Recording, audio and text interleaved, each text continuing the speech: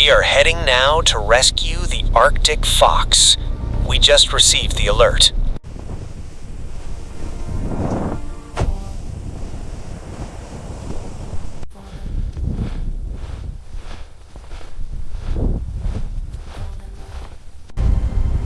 I think I found it. It's not moving. Copy. What's its condition?